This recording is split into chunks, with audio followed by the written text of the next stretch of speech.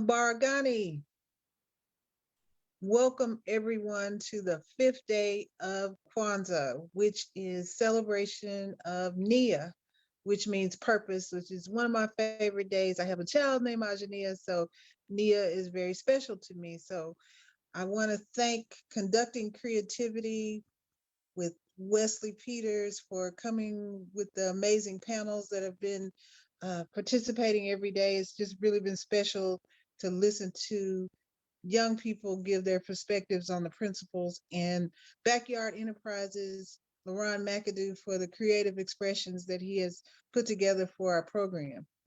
Kwanzaa is celebrated December 26th through January 1st every year, and this year we're obviously doing it virtually because we want to keep our community healthy. I am Garbo Hearne, Director of Pyramid Art Books and Custom Framing and Hearne Fine Art, and I'm so happy that each of you are here, and those of you that have been coming back every day, I hope that you have been fulfilled. This year, our theme is Kwanzaa 365, with the goal of planting the seeds necessary to encourage, facilitate, and incorporate the use of the 7 principles of Kwanzaa year-round. So we want you not to just do it for 7 days, but to live Kwanzaa year-round. And every year, community Kwanzaa participants, we give back. Zawadi, which is Swahili for gift, is what we do. And this year we're sharing our fruits and treasures with the Storybook Project. The Storybook Project connects families separated by incarceration through the joy of reading. So hopefully that you will bring books to the gallery at 1001 Wright Avenue so that we can share with the Storybook Project this year. So thank you very much for your participation, and Wesley Peters will be our moderator for today. Habargani. Nia. I know. I hear Miss Hearne, and I know I see some new faces. So I need participation. I need feedback. So when I say Habargani, I need everybody to respond back by saying Nia.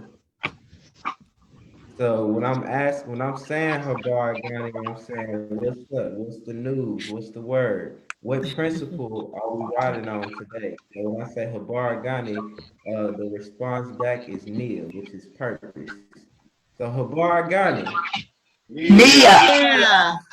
I like it. I like it. We don't even have to do it again. So NIA is to make our collective vocation the building and developing of our community in order to restore our people to their traditional greatness. So later on, we'll have a panel-led discussion. I'll be asking questions, but I really wanted to have a discussion around a purpose for politics for the simple fact that a lot of times Nia or purpose is right, wrong, or indifferent found in the powers that preside over us. So we'll get to that later. But right now, I do want to talk a little bit about yesterday because we had some controversial statements said in the panel yesterday that weren't necessarily backed with history. And I want to be the first one to say, Black people don't always spend, and or even most of the time, there are a select group of Black people, select individuals that spend their gainings on Jordans all the time and waste their money all the time. So I do want to be, I want to go back to that, and I also want to also acknowledge the fact that yes, there have been throughout history, even today, supremacy and working causes that have taken the land that we've acquired forcefully, and not all the time because we wanted to give up. Specifically in Little Rock, we talked a little bit about West Ninth Street. We had a whole highway that just went right through our business district, and that wasn't because the Black people wanted to give it up. So I did want to clarify that just a little bit today. And the views of the panelists don't necessarily reflect pyramid art, books, and custom framing, nor conducting creativity, but we will have a great conversation today nonetheless. But the next voice that you will see, the next person that you will see is Hearne, and she will give the history of Kwanzaa.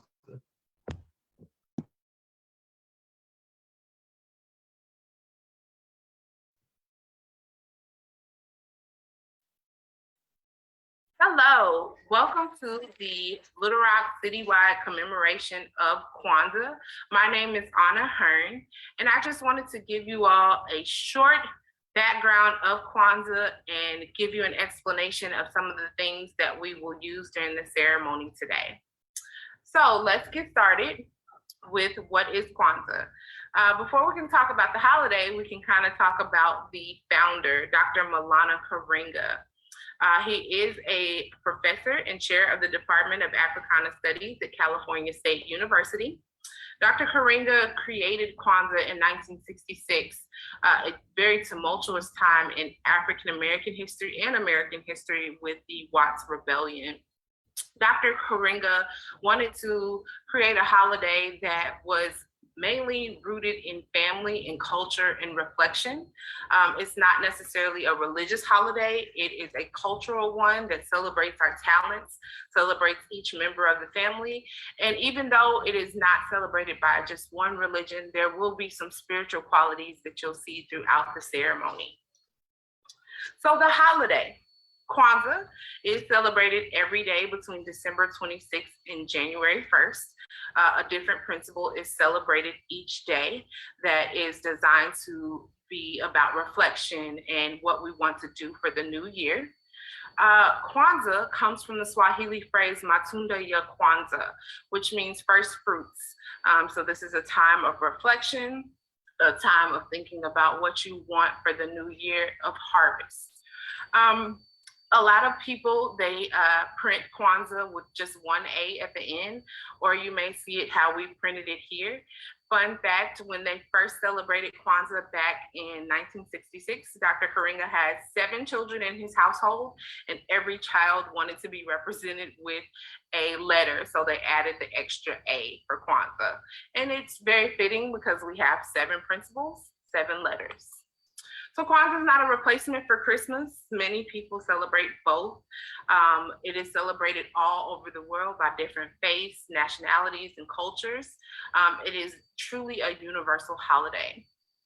Swahili, the language that we use to explain what Kwanzaa means, is a language that is spoken widely on the African continent. And the celebration of Kwanzaa is modeled on traditional African harvest festivals. So let's get into our 7 principles. The Nguzo Saba, Nguzo's principle, Saba, 7 principles.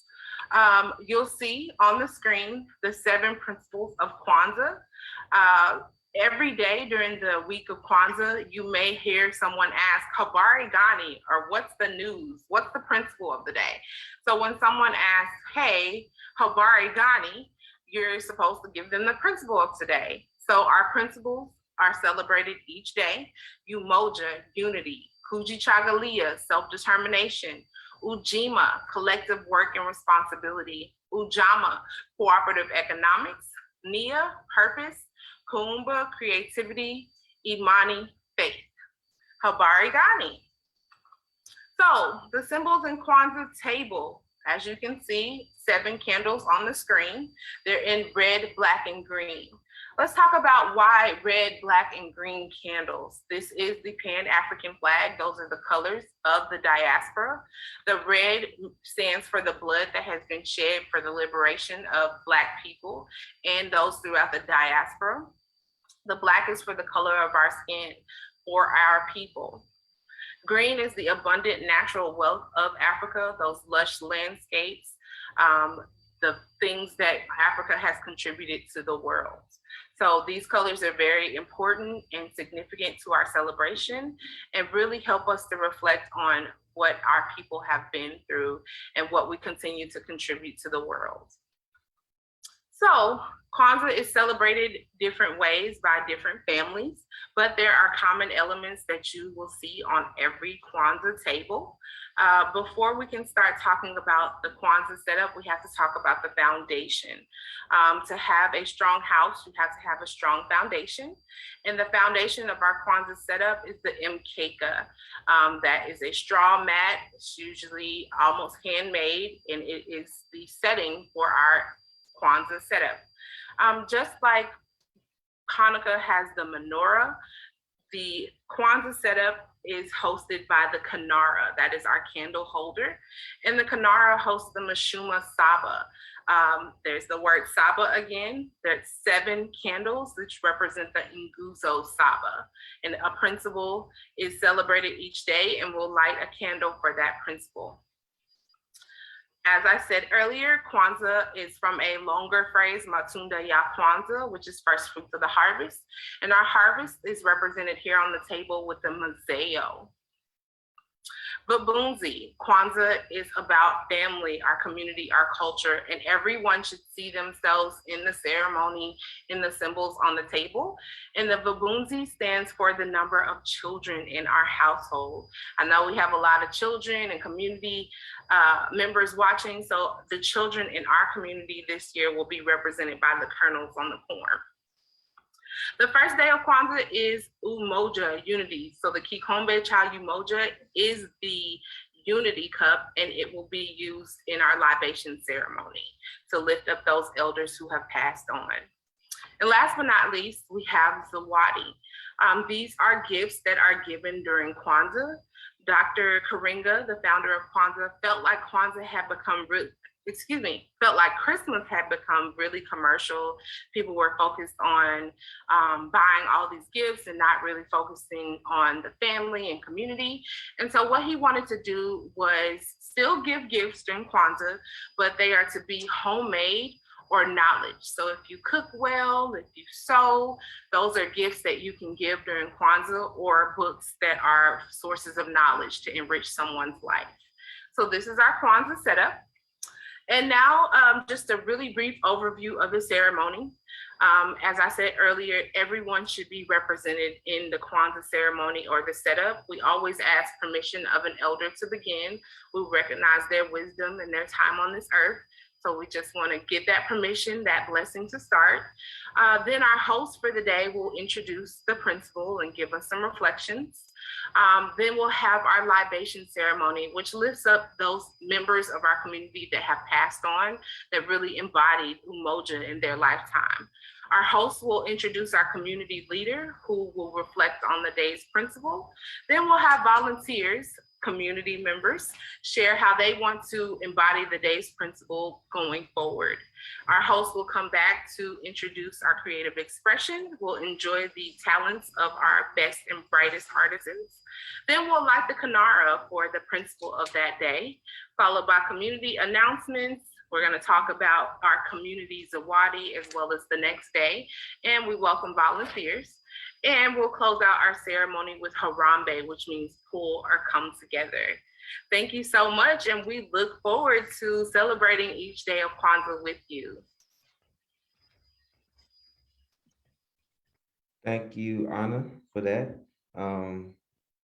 At this time, as it is tradition, we must pay homage to our elders and their wisdom. So may I have permission from any elder to continue on with this ceremony?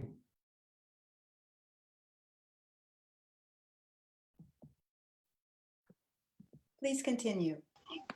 Thank you. So one more time, I need everybody to come off of mute. Okay. Okay.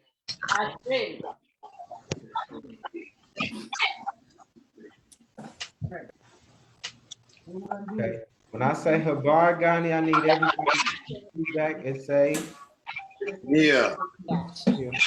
Right? Yeah, this time I need everybody to say it and not just one person to say it. Habar Ghani. Yeah. Okay, cool. So I align purpose a lot of times with See, when you the inward, the inward feeling that I get, the spirit inside of me that tells me that this is the right thing to do. Whether it's, should I be working with somebody? Is this the project that I need to embark on? I always rely on, does it align with my purpose? Later on, I would like to, well, as a matter of fact, in the chat, I would like for you to kind of tell me just a little bit of how you know that you're walking in your purpose. How do you know that what's in front of you is for you? How are you making sure that, like I said, you're aligning with your purpose? If you could put that in the group chat, I'll read that throughout this Kwanzaa ceremony. The next person that you will see speaking is Angelo Glover. He's going to give libations. It's extremely important to honor our ancestors before us and those after us. So, Mr. Glover, the floor is yours. Abarigami. Mia. Yeah. Our fathers and mothers came here, lived, loved, struggled, and built here. At this place, their love and labor rose like the sun and gave strength and meaning to the day. For them then who gave so much, we give in return. On the same soil, we will sow our seeds and libation and higher level of human life. May our eyes be the eagle, our strength be the elephant, and boldness of our life be like the lion. And may we remember and honor our ancestors and the legacy they left for us as long as the sun shines and the waters flow. At this time, we will pause for a moment of silence. Please unmute and lift up the name of an ancestor that embodied the spirit of Umoja in their lifetime. On the count of three, say that name. One, three. Sally Sullivan.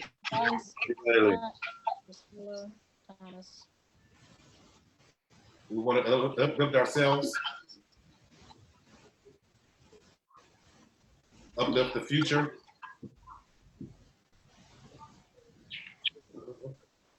All right. We will now close our libation ceremony with Ashe. Ashe. Hey.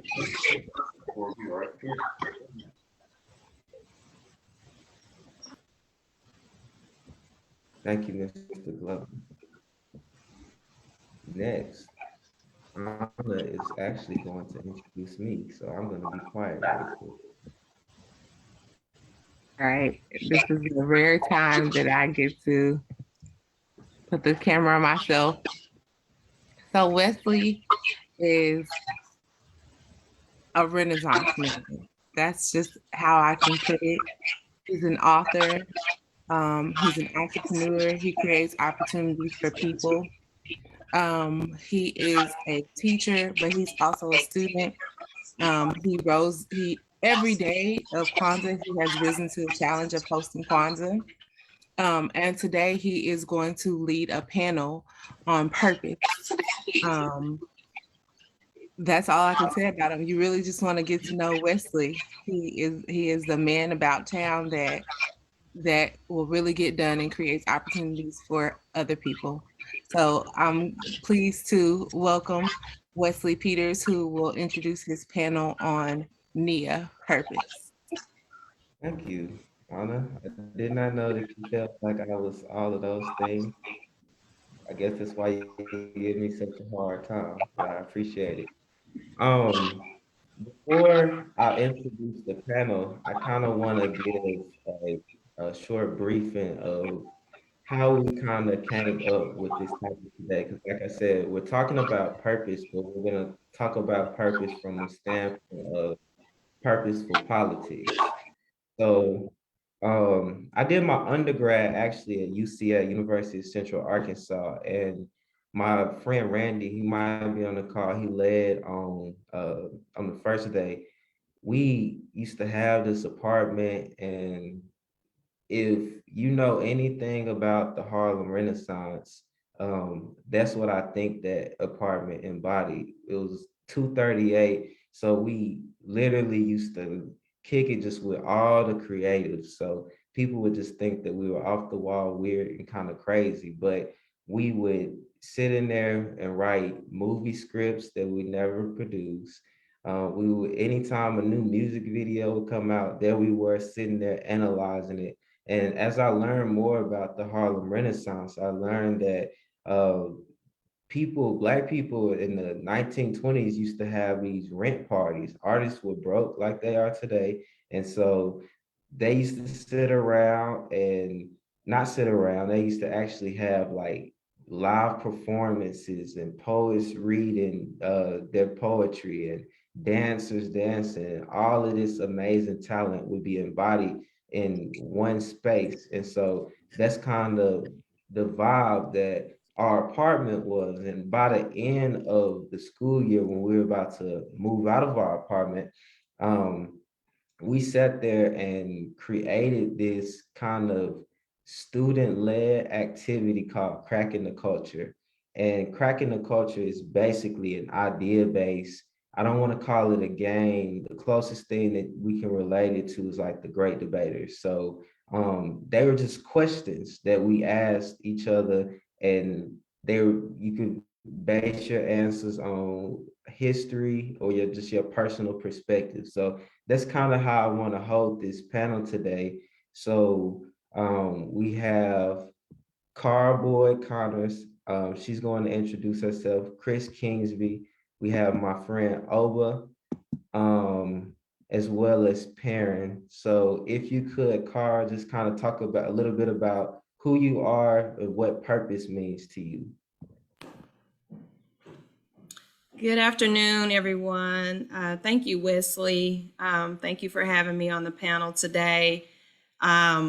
My name, as Wesley said, is Cara Boyd-Connors. I'm a practicing attorney and small business owner here in Little Rock, Arkansas.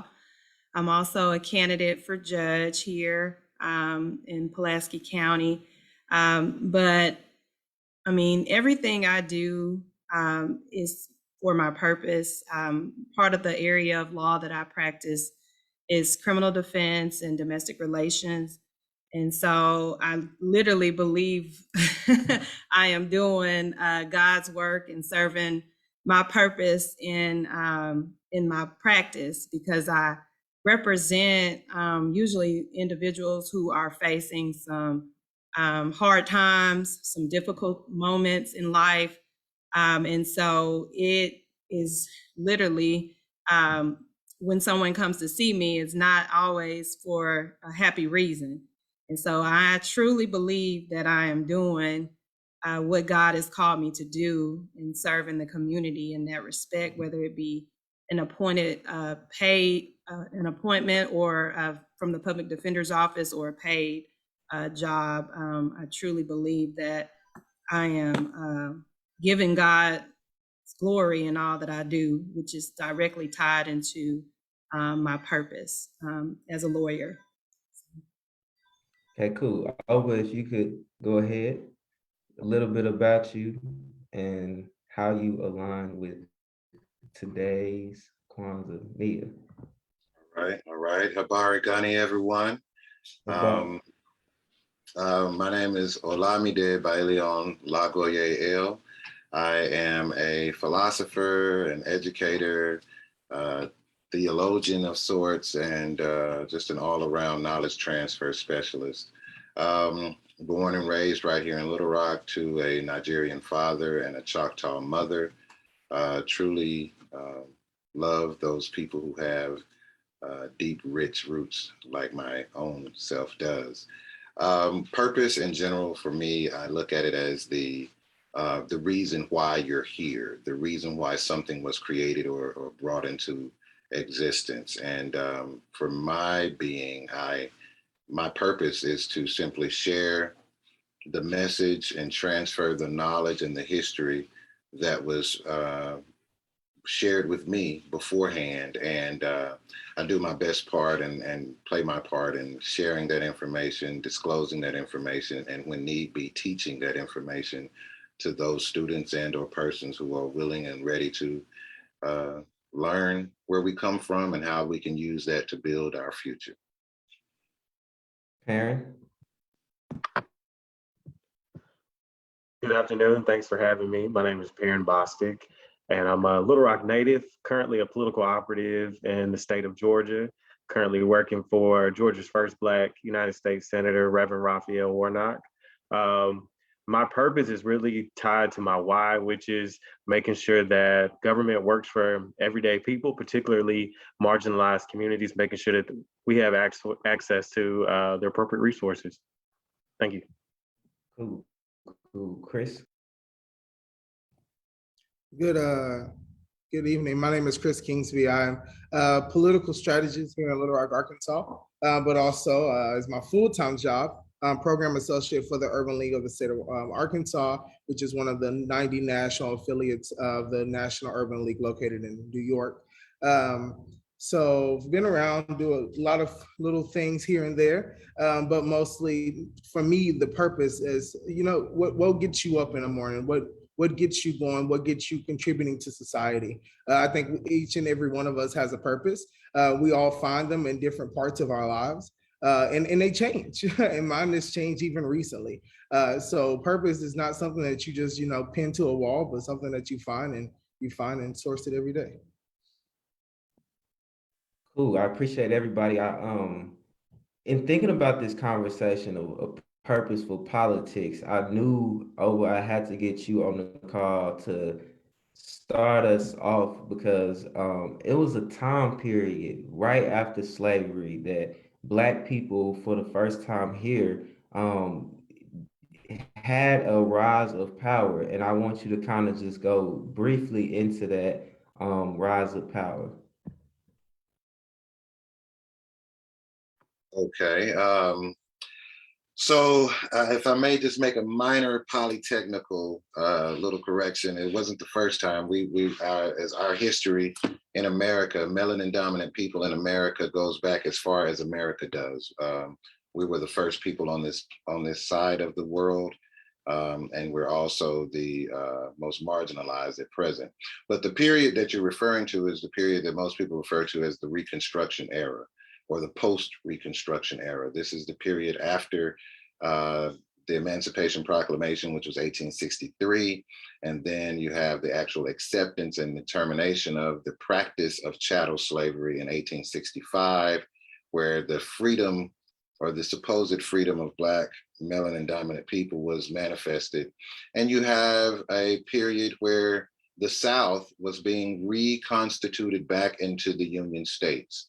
And during that process, part of what goes on in politics, which is nothing more than the civil methodology of war, you're looking for as I believe Brother Bostic referred to, the allocation and the securitization of resources and influence and various other things that are necessary for life, which one of those is actually power. And politics is one of the ways that we actually influence and manifest that. And during the post-Reconstruction era, you have a time when there were actually more Black congressmen, senators, representatives than ever in our current history to date.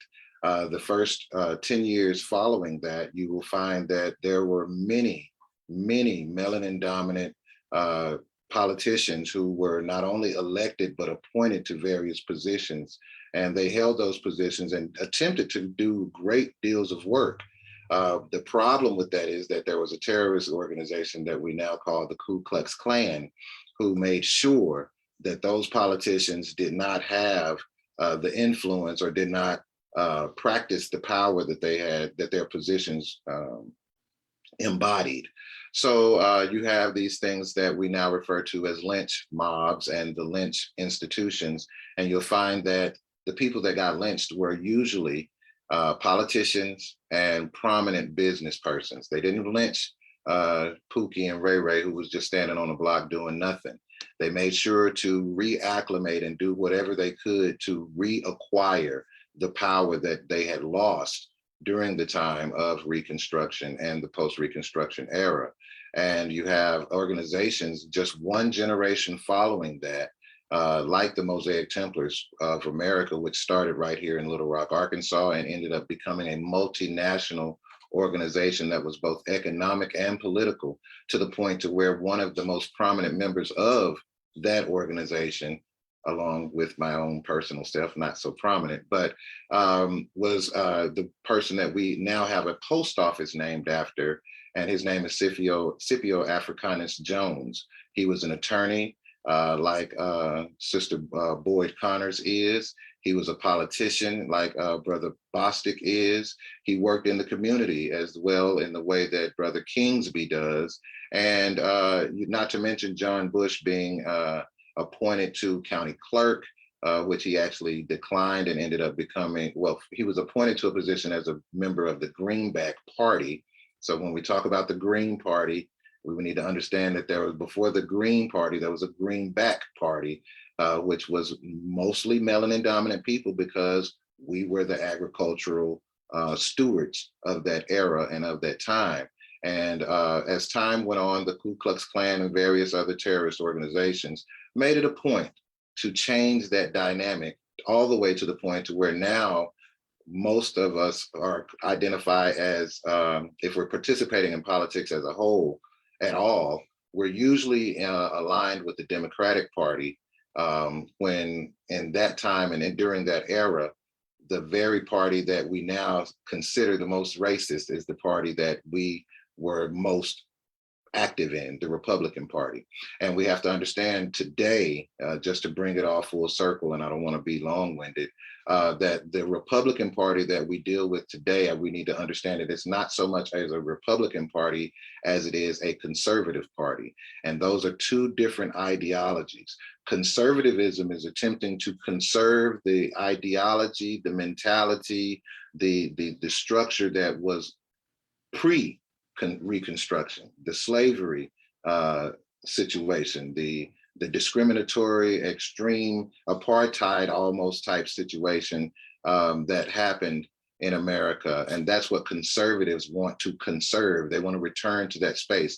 But when you're dealing with a Republican or a republic, which is what America is, to the republic for which it stands, one nation under God, indivisible, et cetera, that republic is a manner and a form of government wherein it's a democratic republic, where you have opinions of the people that are voted upon, but they are also institutionalized in the form of commerce and self-sustainability. And I think that our ancestors of that era were very well adept in understanding that practice and understanding the principles behind politics at that point in time.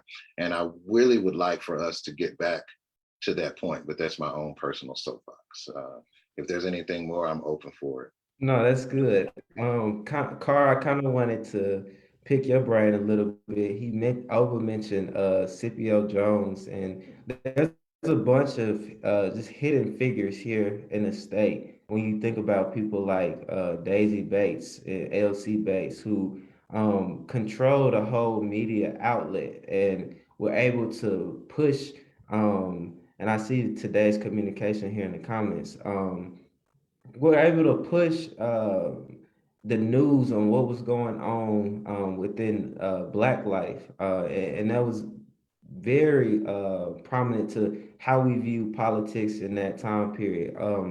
Asking, I guess, from an attorney's perspective, how important is it for Black people to not only study law, but also turn around and kind of give back to the community that they came from, or communities like they came from? Thanks, Wesley. So the law is, to me, the sort of gatekeeper on how individuals in the community can assert their protections. I mean, if we don't have advocates like Scipio Jones representing individuals who may be faced with discriminatory practices or deprivation of their rights, then, you know, we've got a problem within the republic, as the doctor referred to. So we've got to ensure that we have individuals that represent our interests, persons of color's interests, advocating and understanding how laws can impact communities.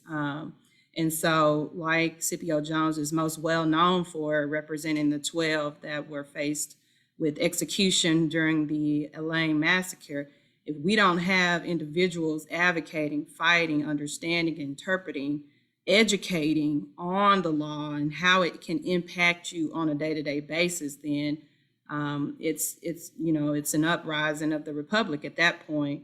And we have to have those gatekeepers to ensure that they're being protected, those rights are being protected, because what you'll see is an erosion of rights. And some would arguably say have been that's prevalent now today in the law.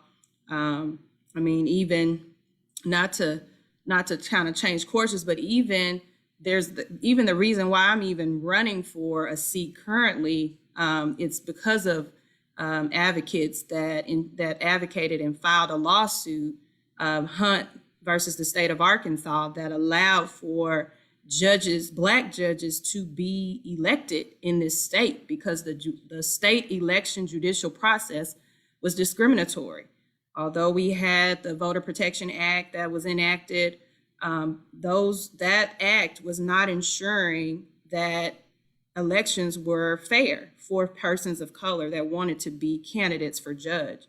And so there was a lawsuit that resulted in a consent decree filed in federal court in 1992. It was actually filed in 1989, but it went into effect into law in 1992, which basically says that state judicial election process is unconstitutional in Arkansas. And because of that, we will create sub-districts for those seats. So Pulaski County has 5 Hunt decree seats that basically say that Black judges can be elected, because but for that sub-district being created in predominantly African-American communities and neighborhoods, where constituents of representing those Black folks can vote and select persons of color and successfully be elected, we would not likely have any Black judges in Pulaski County. And so because of that, I feel like I'm able to run and win, as a Black woman in Arkansas. So it's because of that, because of the law, because of individuals that are of a certain jurisprudence who want to push equity and the rights of those that are overlooked and underrepresented. It is one of the keystones to the Republic. And so individuals like Scipio Jones and those, and shout out to one of my mentors, Archie Bird, a Black female lawyer here who was one of the plaintiff's lawyers in the Eugene Hunt versus State of Arkansas lawsuit. That is why we can pick persons like you and me and Mr. Bostic and Mr. Kingsby can run for office and feel like we may win, So that's just my share and my input on the individual, the hidden figures in Arkansas or all around that can ensure that justice is being represented and served. Cool. So Chris and Perrin, I kind of want to direct this next question towards y'all. Perrin, I know you're from Little Rock and you actually know my brother, but we met in Atlanta on some whole demonstration kind of political stuff. And Chris, you've been running campaigns since you were 13 years old. I kind of want to know, why are y'all involved just in the political process at all? And why should more young people be involved? And what are the benefits that you've seen from it directly?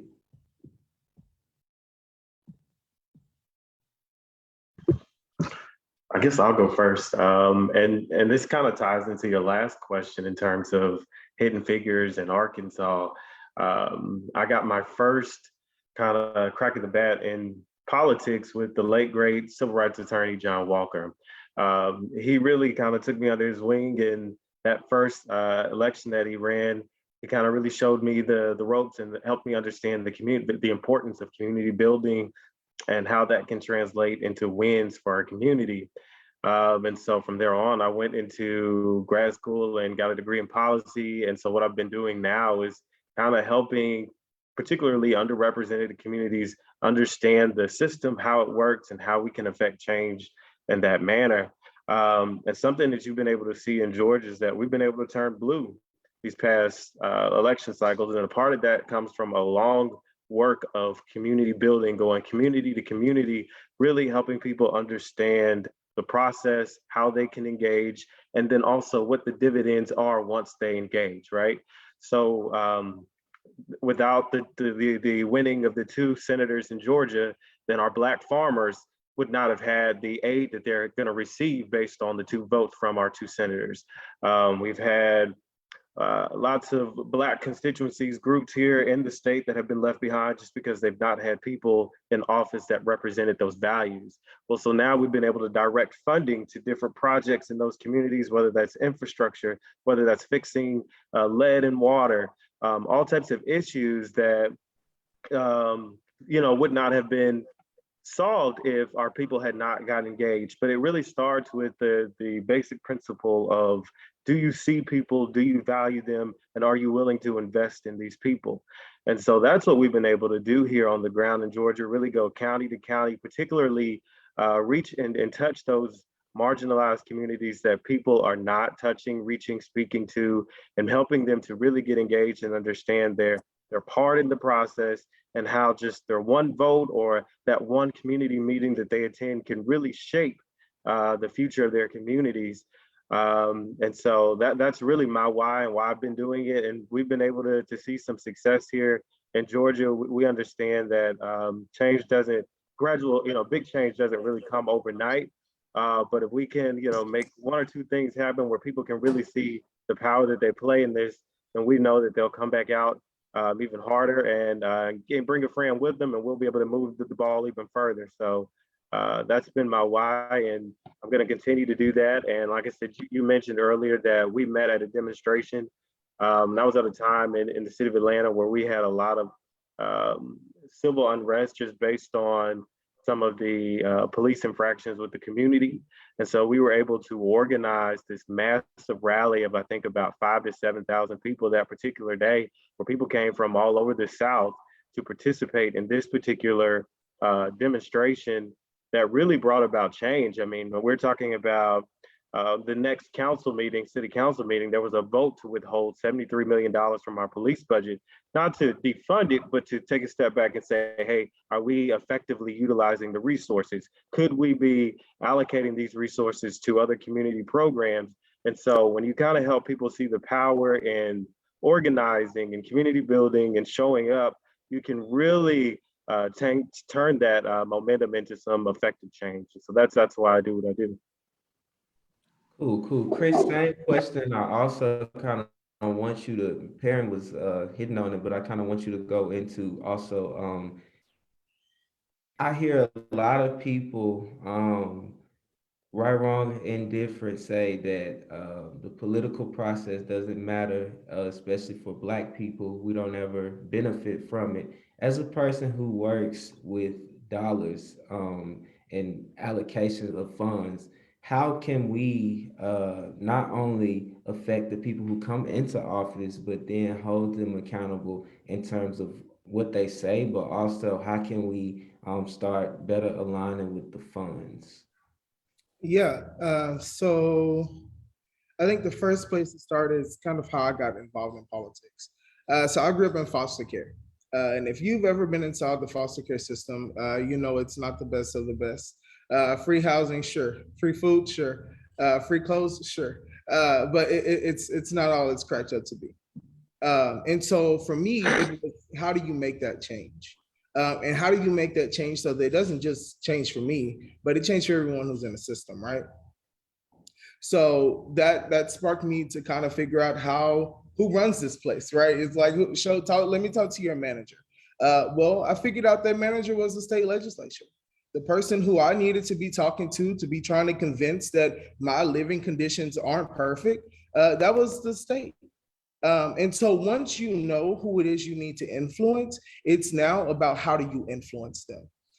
So that was my start in politics, was I went and knocked on the state capitol door and I said, hey, you got kids committing suicide in foster care because they're being mistreated. What are you going to do about it?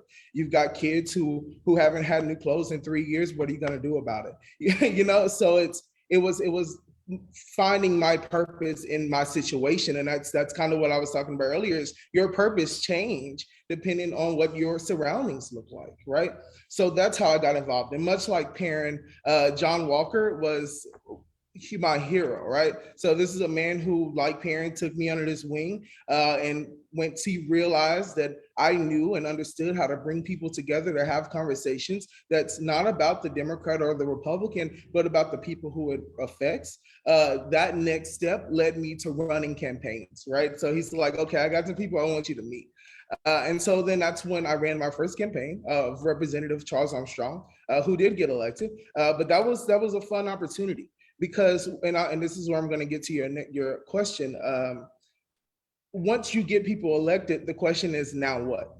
You know, you hear a lot of fighting right now, whether you're Democrat or Republican, about, hey, Joe Biden's in office, what's he going to do? Well, the first thing you have to really kind of tackle when you ask that question is, in what level of the government is he in, right? So when you're talking about the roles of people in office, it's, the president doesn't make legislation, he signs legislation. Congress makes the legislation. And if they don't make legislation you like or vote the way you want, you vote them out. And then you have a judicial branch, which is a check and balance to make sure that, hey, this branch actually can do what it's talking about it's doing. So once I was getting people elected to office, state representatives, it's now, okay, people are looking at me, and what am I going to do to hold them accountable? Wes, you've asked me that question. I get someone elected, Wes calls me and he's like, all right, what are you going to do to hold those people accountable? No, what are you going to do to hold those people accountable? And so it's almost that John F. Kennedy, ask not what your country can do for you, but what you can do for your country. Don't ask what the politician's going to do for you. What are you going to do to hold the politician accountable? Because they know what they're going to do for you. They're going to come back to you 2, 4, 6 years and ask you for their vote or ask you for your vote. So we know what they're going to do. And so it really did become about, where are these people in government? And then if you want to break it down even more, the question is, at what level of government? Are you talking federal, state, local? And how do you move within those institutions? Because while they sound the same, they operate in such indifference. And so once I got embedded into the state capitol, it was, how do I get the information that's inside this building out? And to the people who really need it, to the people who are struggling to figure out, how do I feel like I'm really stuck, but how do I move? And if you've ever been inside of a state legislature, you understand that representatives and senators don't really have staff. They are who they are. And you have to write them through yellow notes or pink notes to get them information. But it's really about holding those people accountable. So the first step is knowing who your elected official is. A lot of people, I promise, if you go stand on the corner of 8th and Chester right now, they're not going to know who their United States congressman is. They're not going to know who their United States senator is. They're not going to know who their state governor is, who they may be because of the pandemic. You see them a little bit more, but they're not going to know who their state reps are, who their city council, or who their justice of the peace are. So the first thing we have to do is we really have to get our people engaged in understanding every level of how politics and government works. It's who is who of who. And once you figure out those people, you start banging on their door. You start ringing their cell phone. You start emailing them, and you hold them accountable for doing what you asked them to do. It's so easy to get caught up in the politics of it, but it's important to understand that elections only happen a 12-month period. After that 12 months, that person is in office. What are you going to do the next 2 and 4 years to hold them accountable for what they promised that they do on the campaign trail, or from the conversation you had with them? I appreciate everybody's feedback. Fortunately, this panel is only 25 minutes long and it's supposed to end at 1:45. But real quick, if we can just go around and get everybody's final thoughts, this is Kwanzaa 365, so hopefully everybody that was on call today will be joining. Everybody only got to speak one time, and it's a mass of knowledge that I know everybody kind of personally, so I know it gets way deeper, but we'll be back. Like I said, it's Kwanzaa 365. We're here for the education, so if we can just go around and kind of just share y'all's final thoughts on just anything today. And Oba, you could start if you want to. Okay, I will. Again, I thank you for having me on the panel, and I'm thanking all of you all for participating with Kwanzaa and tying into your purpose. And one of the things that I definitely want to address and inspire and hopefully encourage you all to do is to recognize that government as a whole is about common unity development, right? So before we get into the ideology of whether we're red or blue or green or any of that, I'd like for you all to just keep in mind that you were born Black first. And as you keep that in mind, then let's organize behind what we as a people need for us as a people. And then we can decide how we want to strategically embark upon the red or the blue or the green or the independent parties and use those vehicles to get what we need done. Brother mentioned about 8th Street and Chester. I don't care if you're a Republican or a Democrat. Are you going to get what I need done on Chester? Are you going to get what I need done on Wright Avenue? Are you going to do what I need to have done on 12th Street and Denison, if you would? My whole point is to get whatever the mean is necessary, as our brother and uncle and elder and ancestor Malcolm said, by any means necessary. Let's first off and foremost recognize our common unity and pursue the things that our common unity, if you notice I'm playing on the words community, make sure that we do the things that our community needs. And as we're talking about holding people accountable, start with the man in the mirror. And as we look in our own persons and recognize what it is that we should be doing for our own families and our own personal lives, then let that extend into our common unity, because more than likely, they're very similar to that of your neighbors. And the difference is that in the post-Reconstruction era, it was very clear because society made it clear. Y'all in the same group. I don't care if you're rich or poor, y'all all consider the same word to me. But now we have this whole delusion that I'm better or I'm less or worse or better or left, right, all that type of stuff. Let's just get back to the core, and when we can start making progress again. Cara, final thoughts. Again, thank you, Wesley. Thank you to the organizer, Hearne Bookstore, and the Hearne family for having us and hosting this Kwanzaa celebration. The only closing remark I have is that I hope that everyone is living in their purpose, and whether it be connected to community, connected to protecting the Republic, connected to serving others in some capacity. I pray that everyone is serving their purpose and reaching that potential that only God can give you and help you reach. And so that's all I have for the people today. Anyone needs to reach me, they know how to find me. They can put my name on any social media platform and find more out about me and what I'm doing. So happy Kwanzaa. Thank you. Happy Kwanzaa. Perrin. Sure. Thank you so much for having me. I just wanted to say that we are all standing on some great shoulders that our ancestors that have come before us, and that we each have an individual responsibility to move our communities forward, to really work together to support our brothers and sisters to the left and to the right of us, and that we have a purpose and that we know what our marching orders are, and we just need to go out and do it. And so thank you again, and I look forward to participating in more events in Little Rock, and I try to get home as much as I can. But I appreciate it again, and if there's anything I can ever do for anybody, please let me know. Thank you. For sure. Mr. Kingsby, close us out. Yeah, I think my final thoughts are quite simple. It's stay true to your purpose. Understand that purpose has changed. I'm battling that self battle right now, so I'm preaching it to the universe that it's okay to have one purpose in one moment and look up a moment from now and have another purpose. But whatever that purpose is, don't forget the community that comes behind it. You know, we all live on this planet together. It requires all of us to sustain it.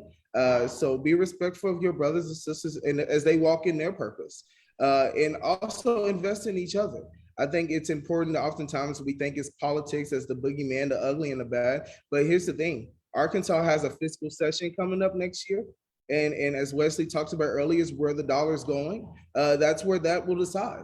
And so if you're serious about wanting to make sure that the purpose of the legislative session that's taking place in 2022 is about putting dollars where they ought to belong in Black communities, then we should be at their door knocking on it come January, demanding that that's what happened. And so I'm putting that on everyone's to-do list, that it's your purpose in 2022 to get more politically engaged, politically knowledge, politically involved, so that as what's happening around you is moving forward, you're not being left behind in that process. Stay true to your purpose. Thank y'all so much. Next up, we will have LeRon Mcadoo of Backyard Enterprises.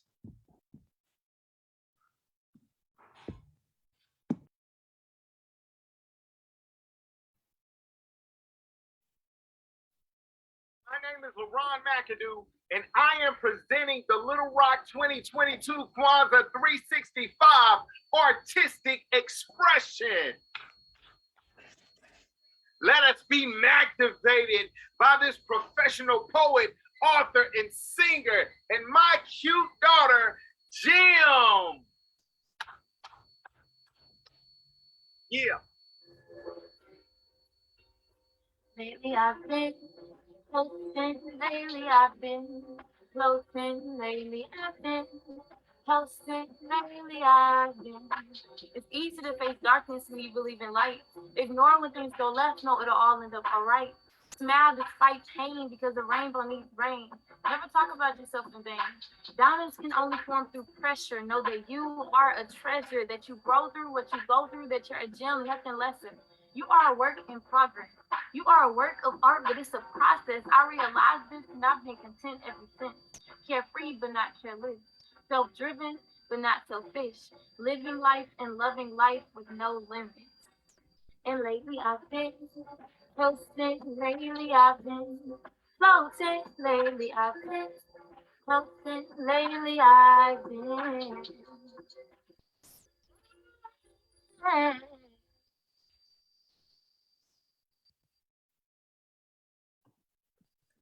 Thank you for that. I asked Felicia Kennedy if she could share just a little bit about what purpose meant to her. So, Miss Kennedy, Habaragani. Nia. Thank you, Wesley, for inviting me to share briefly. And thank you, Ms. Hearne, for giving me the information about this event. Purpose to me is, I always say, what will you do whether you got paid or not? And purpose is kind of, it's like I wake up every morning and that's the thing that I'm about and that's the thing that I'm doing. And I always say that purpose should be connected to serving others, right? We talked about staying connected and staying connected to our community. And so that's what purpose means to me, is the thing that I would do whether I was paid or not, the things that I think about both day and night. And for me, that happens to be service and staying connected and motivating youth and young adults. So thank you, Wesley, for letting me share with the group. Thank you so much, Ms. Kennedy. A lot of gems right there. The next people that you will see is AJ and Jaden, and they are going to do our candle lighting.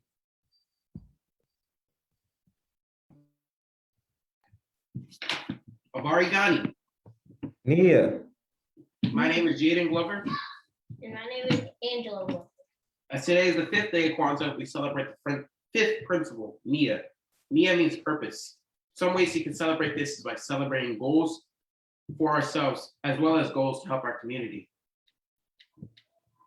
For example, I can set a goal to go to bed by 10 every day. And for my community goal, I can make it to where every time I visit the lake, I pick up all the trash I see. And what NIA means to me is to encourage us to look within, to not only set personal goals, but also goals that will benefit the community. We will light the black candle in the spirit of Umoja.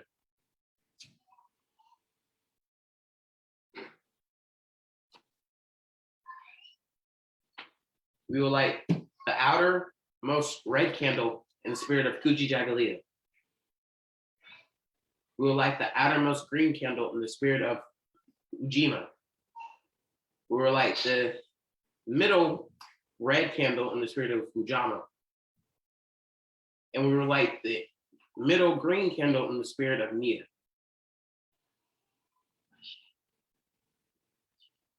Ashe. Shay. Thank you so much, gentlemen. At this time, I would like to share some announcements with the community, including joining us tomorrow for the 6th day of Kwanzaa, which is actually one of my favorite, which is Kumba, creativity. It is also New Year's Eve. So Kumba, creativity, to do always as much as we can in the way we can in order to leave our community more beautiful and beneficial than we inherited it.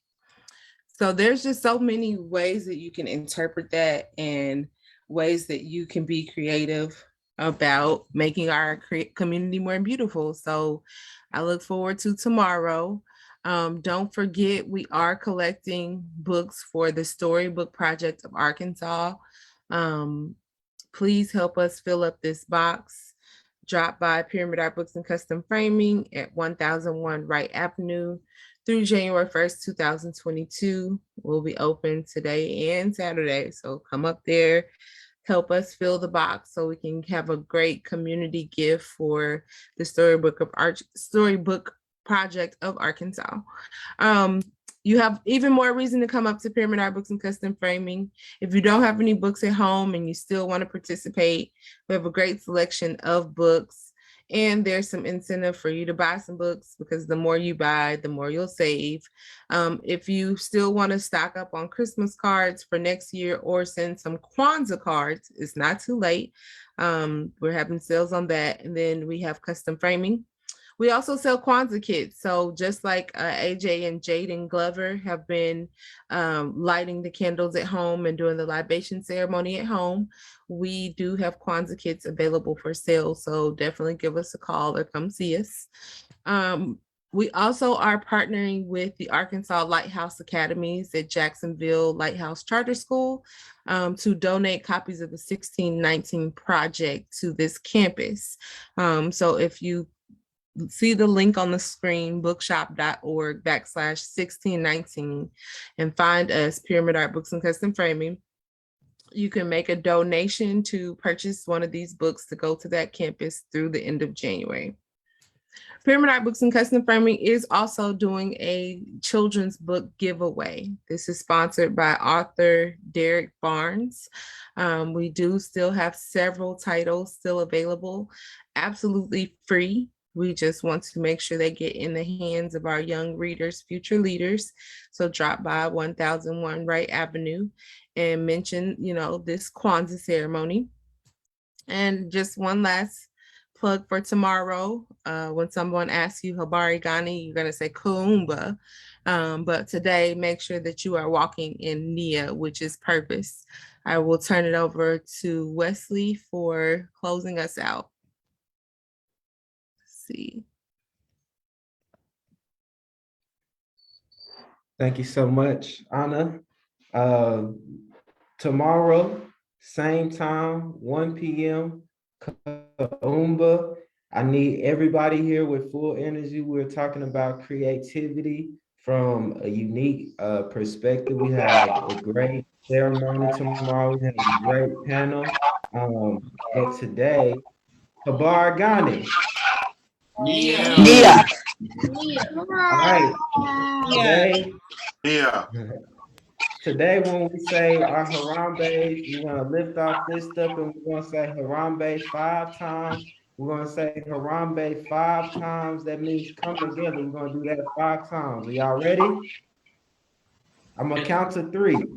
Fists in the air, everybody. All right, 1, 2, 3. All